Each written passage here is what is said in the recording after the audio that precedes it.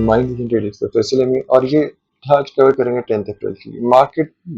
ऊपर shooting star बनाया था, टॉप आउट हुआ, नीचे आया, नीचे आके उसने पूरी एक कैंडल ने पूरे महीने का के बाद एक गैप से नीचे आई है। नीचे आने के बाद विक्स बर्निंग है, ये बड़ी बड़ी विक्स जो बर्निंग है, इसमें आप देखिए कि मार्केट अनडिसाइसिव है। फिर कंटिन्यूएशन उसमें आवली के क्लोज आए, तो फिर हम इसको देखेंगे कि ये नीचे की तरफ जा रहा है।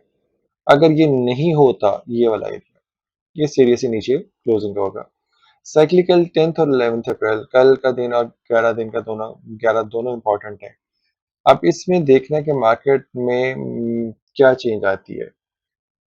इसके बाद जो चेंज आएगी वो 22 से 26 अप्रैल होगी, लेकिन ये साइक्लिकल, बेसिकली ये दो साइकिल्स आपस में जो कोइंसाइड करते हैं और ये जो साइन वेव्स हैं उनके साथ बनाए हैं। गैन का ऊपर प्रॉपर जो लिया जाता है, गैन के एंगल्स को यूज करके जो आईसीटीज हैं वो यूज कर रहे हैं ताकि प्रॉपरली चले, ट्रेंड्स क्या है, चेंज ऑफ करेक्टर और ये सारा कुछ इसमें लेके रिट्रेसमेंट के साथ ऐड कर रहे हैं। अब हमारा जो पिवट पॉइंट होगा वो 1,14,333 का होगा।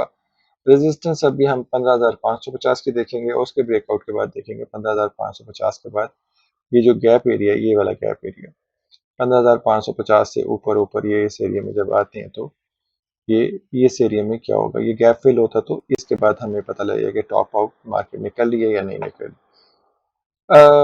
नीचे हम बता चुके हैं। इसके बाद जो हमारे एनालिसिस वो यही कह रहे हैं कि मार्केट में विदाउट स्टॉप मत जाइए। मार्केट में बहुत ज़्यादा मूवमेंट है क्योंकि अभी रिटेलिएशन शायद अमेरिका से भी आए। अमेरिका ने 100 कर दिया, उन्होंने 84 कर दिया। इस तरह की लड़ाई जो ट्रेड वॉर है वो काफ़ी मुश्किल होती जाएगी, डीप होती जाएगी। इम्पैक्ट हम पर क्या आना है वो बात की बात है, लेकिन अभी के लिए बहुत ज़्यादा मसला पड़ा रहेगा। इसके बाद जो शेयर ट्रेड जो हम आज करेंगे वो पीएसओ है। पीएसओ ने ये जो पैटर्न है इसके ऊपर बात कहते हैं ट्रायंगल पैटर्न। बेरिश भी नहीं था, लेकिन अभी तक ये बेरिश नहीं होगा जब तक ये दोनों साइड से किसी साइड पे ब्रेकआउट नहीं करता। ब्रेकआउट करेगा तो फिर हमें पता लगेगा कि ये ब्रेकआउट किस तरफ का चल रहा है। हम इसमें कोई चीज जब तक कंफर्म नहीं होता उस वक्त तक नहीं करेंगे। एंट्री और उसके स्टॉप्स को हम लेके चलेंगे कि हमने एंट्री और स्टॉप्स कैसे लेने हैं, इसके बजाय कि हम मिड ऑफ द वे आके मिडल में कोई पोजीशन करें जहां नो मींस लैंड, ना इधर की ना उधर की, तो पोजीशनें मुश्किल हो जाएंगी। पीएसओ में हम गैन के एंगल जो देखें तो 90 डिग्री थे 75 के पास है, और 270 डिग्री और 180 डिग्री जो है ना 390 के around 405 is most important target. अगर 405 के पास ये जो एरिया, ये गैप का एरिया, ये जो गैप का एरिया, इसके साथ अगर आप देखें तो आपको पता लगेगा कि 405 का एरिया क्यों इंपॉर्टेंट है। 420 से ऊपर क्या होता है, वो गैप फिल हो जाता है, तो फिर ये वाला एरियाज में क्या बात होगी। और ये जो अगर होल्ड होता है, ये यहाँ से उसके जो स्टैटिस्टिकल टूल्स है वो बता रहे हैं कि बाई है 375 के पास। आईसीटी कॉन्सेप्ट भी हैं लेकिन वो सारे यहाँ चल रहे कि इनवैलिडेशन क्या हो, ये सारा कुछ अभी रेंज में ट्रेड होनी चाहिए। 375 का बड़ा इंपॉर्टेंट है और 405 का। इंटरनेशनल मार्केट में ऑयल की प्राइसेस का काफ़ी ज़्यादा इम्पैक्ट आया हुआ है, बहुत तेज़ी से मूव हो रही हैं। आज के दिन में काफ़ी लो आया है, 56 के अराउंड ट्रेड हुआ है और उसके बाद ये चला।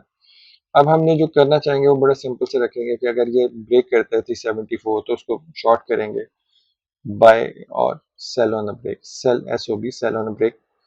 और इसमें जब वो 374 का एरिया ब्रेक करता है तो शॉर्ट करके उसके 378 का स्टॉप देंगे, टारगेट तकरीबन 362 का रखेंगे। और अगर वो बाय होता है तो सबसे पहले हमने ये कोशिश करनी है कि बाय का बाइस्ट जो है थोड़ा रखें और क्वांटिटी हमने मेंटेन रखनी है। क्वांटिटी जैसी हमारे आगे पीछे होगी हम तंग हो गए। एक लो रहता है इसमें जिसमें लिक्विडिटी स्वाइप होगा और उस लिक्विडिटी स्वाइप के बाद मार्केट अपने डायरेक्शन में आ जाएगी।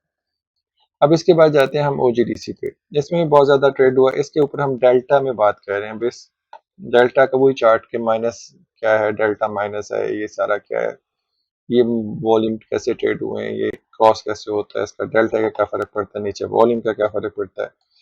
मैक्सिमम वॉल्यूम आया लेकिन डेल्टा नेगेटिव है। मैक्सिमम वॉल्यूम आया, रेंज सीआरटी जो कैंडल रेंज रेट वो होता है वो भी आया, लेकिन मार्केट में डेल्टा नेगेटिव है। तो विच शोज कि इसमें थोड़ा सा भी स्ट्रेंथ नहीं है। मार्केट में 203 का एरिया का पॉसिबिलिटी है। 302 तक अगर 202 तक, सॉरी 202 तक आता है तो उसमें हमने इसको ऐड कैसे करना है, स्टॉप्स कैसे देने हैं, वो बहुत इंपॉर्टेंट है। हम इसको जो मैं अगर ट्रेड करूंगा तो मैं 202 के पास इसको बाय करूंगा, 198 का स्टॉप दूंगा और फिर इसका इंतजार करूंगा कि 212 या 218 तक कैसे अनफोल्ड होता है। 218 से 221 में फिर उसको दूसरी साइड पे देखूंगा क्या है। बेरिश जरूर है, थोड़ा सा मार्केट में न्यूज क्या है, आई डोंट, उसमें नहीं जाऊंगा, वेव फॉर्म में भी अभी नहीं जाऊंगा, सिर्फ डेल्टास की बात कर रहा हूँ। यहाँ पॉजिटिव डेल्टा केसी का बता चुके, ओजीडीसी का, पीएसओ का बता चुके। एक लास्ट शेयर जो अब हम कवर करेंगे वो होगा यूबीएल। हम ये कहेंगे कि स्टॉप रूट प्लेस कीजिए। यहाँ मेरा एरिया होगा ये 470 के अराउंड, इस एरिया के अराउंड से शॉर्ट करेंगे।